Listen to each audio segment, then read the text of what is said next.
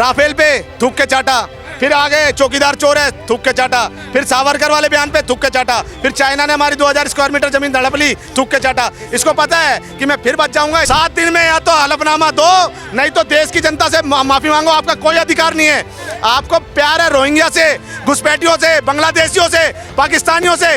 तेलंगाना चुनाव से पहले 22 लाख वोटरों के वोट काटे गए थे, जहां पे इस समय कांग्रेस गठबंधन की सरकार है। झारखंड चुनाव से पहले 6.5 लाख वोटरों के वोट काटे गए थे, जहां पे कांग्रेस की गठबंधन की सरकार है। वहां इस्तीफा लेना, मगर नहीं, मीठा मीठा गप गप, कड़वा कड़वा थू थू नहीं चलेगा ना। कुत्तों की भीड़ से शेर मरा नहीं करते, और नरेंद्र मोदी किसी के बाप से डरा नहीं करते। बिहार में भाजपा थी, भाजपा है और भाजपा ही रहेगी। सर क्या कुछ कहिएगा, राहुल गांधी जिस तरीके से वोट का विरोध कर रहे हैं, कह रहे वोट चोरी हुआ है, लेकिन कहे तो सही रहे हैं, आपको क्या लगता है? मैडम देखिए, मैं कहता हूँ वोट की चोरी हुई है। अब ऐसे जब भाजपा के पास सरकार नहीं थी, सत्ता में नहीं थे, तो भाजपा की 282 सीट आई, और फिर भाजपा को लगा कि भैया आप चोरी करनी चाहिए, तो भाजपा की 240 सीटें आई। तो ये क्या, किस तरह से माइंड वॉश करना चाहते हैं लोगों का? वोट चोरी हुई थी पहले यहाँ पे। जब क्या है, ये क्या है आपने निकाला है? नॉमिनेशन हुआ था ना, तो पटेल साहब को 14 वोट पड़े थे और नेहरू को 1 वोट पड़ा था। वोट चोरी इसको कहते हैं। वोट चोरी किसको कहते हैं पता है? वोट चोरी इसको कहते हैं। हिम्मत है तो जवाब दे दे। तेलंगाना चुनाव से पहले 22 लाख वोटरों के वोट काटे गए थे, जहां पे इस समय कांग्रेस गठबंधन की सरकार है। झारखंड चुनाव से पहले 6.5 लाख वोटरों के वोट काटे गए थे, जहां पे कांग्रेस की गठबंधन की सरकार है। वहां इस्तीफा लेना, मगर नहीं, मीठा मीठा गप गप, कड़वा कड़वा थू थू नहीं चलेगा ना।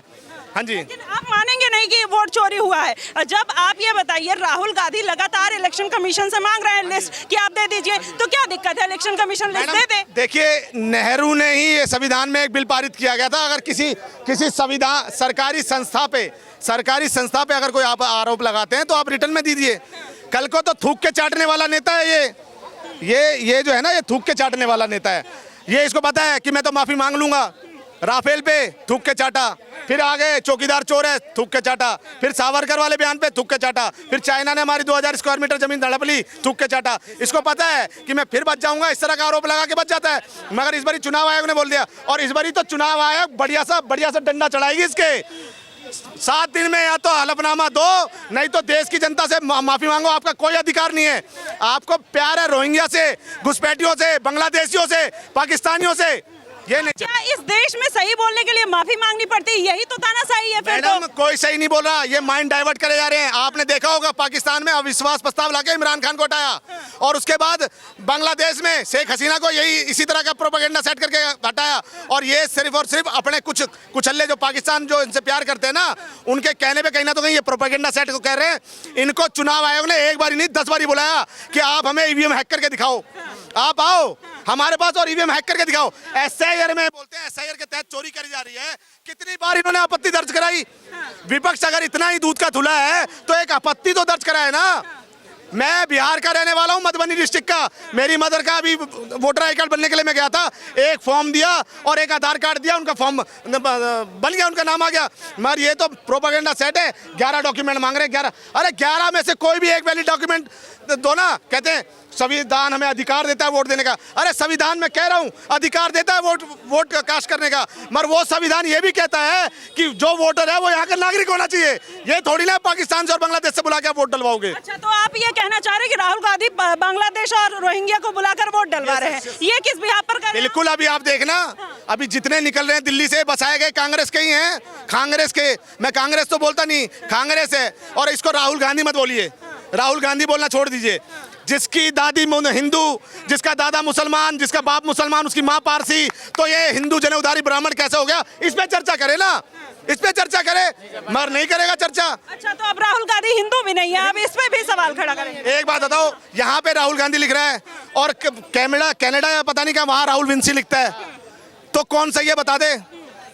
तो सेकुलर तो यही कहा जाता है ना, वो कुछ भी यूज करे। जब कांग्रेस पार्टी तो खुद को खुलकर सेकुलर बोलती है, तो उस पर क्या कहिए? सेकुलर बोल के और एक समुदाय को बिल्कुल पीछे कर दिया, और एक को जो है तमाम तरह की सुविधाओं से लजालच कर दिया। यही तो है कि जहां से हमारा हिंदुस्तान बटा, पाकिस्तान बटा, हिंदू पाकिस्तान बटा, बापू ने अलग किया।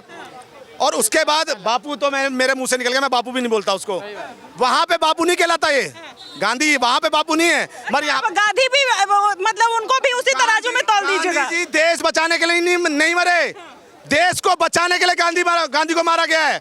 और रघुपति राघव राजा राम देश बचा गए नाथूराम। अच्छा, तो आप गॉडसे के सपोर्टर हैं? बिल्कुल सपोर्टर हूँ। मैं बिल्कुल सपोर्टर हूँ। हमने देखा कि जब 1989 में जब गृह मंत्री बनाया किसी मुस्लिम को, उसके बाद से ही हमारे से कश्मीर अलग हो गया।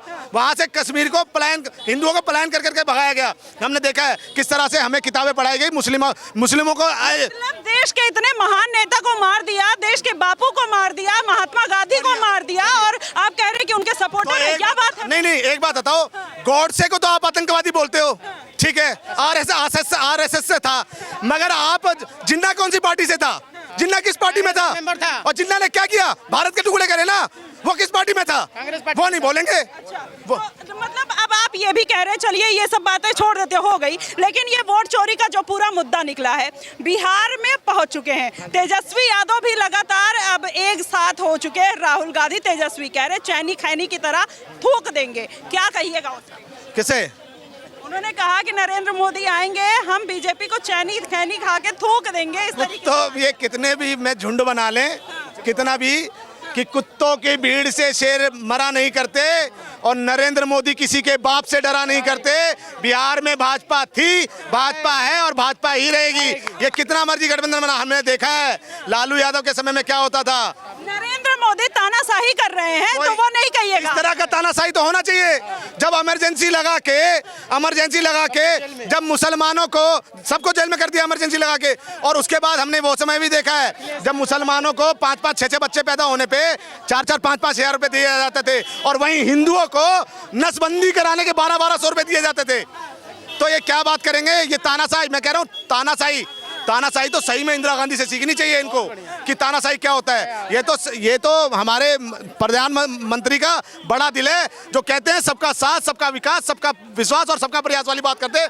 देश में अगर आप अब्दुल कलाम जैसी विचारधारा रखते हो तो आप हमारे मित्र हो, मगर यदि आप कसाब जैसी विचारधारा रखते हो तो आपको जूता लगेगा।